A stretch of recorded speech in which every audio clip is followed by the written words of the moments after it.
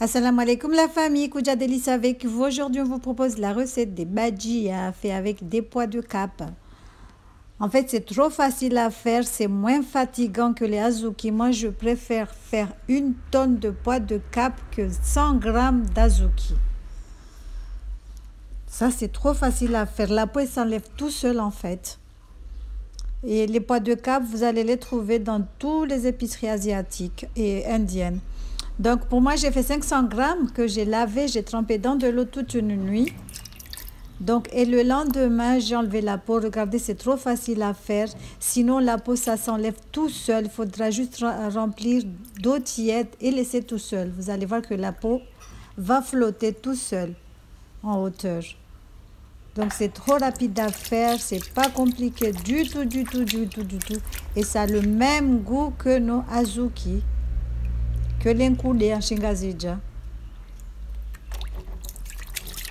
Donc là, il y a 3 recettes dans la chaîne. J'ai fait avec les pois cassés jaunes, j'ai fait avec les azuki et là, je fais avec des pois de cap. Donc le lendemain, je vais égoutter, enlever la peau comme vous avez vu sur la vidéo. Je vais rajouter du curcuma, des oignons, de l'ail, du persil. Le persil, c'est facultatif, vous n'êtes pas obligé de le faire. Donc ensuite, je vais rajouter du sel. Donc moi, j'ai moulu très doux, très fluide. Bon, fluide entre guillemets, hein. Mais sinon, vous pouvez laisser un tout petit peu de... Vous n'êtes pas obligé de bien moudre comme ça.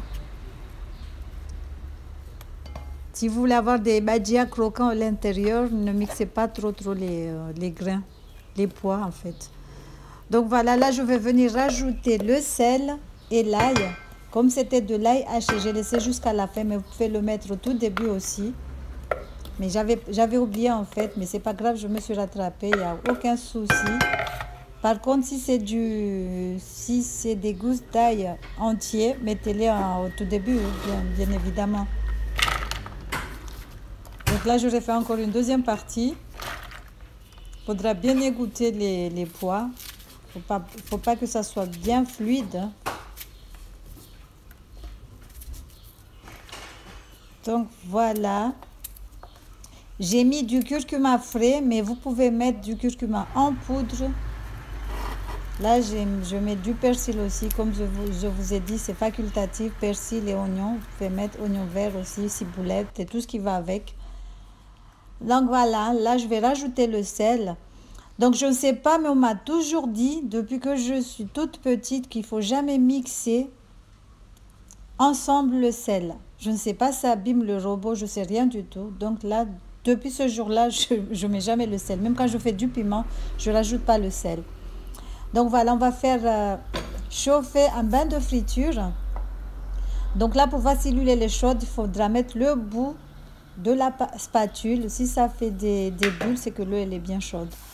Donc là, vous pouvez faire soit des ronds et les aplatir, soit les laisser comme vous voulez. Donc voilà, moi j'ai fait des ronds et des aplatis.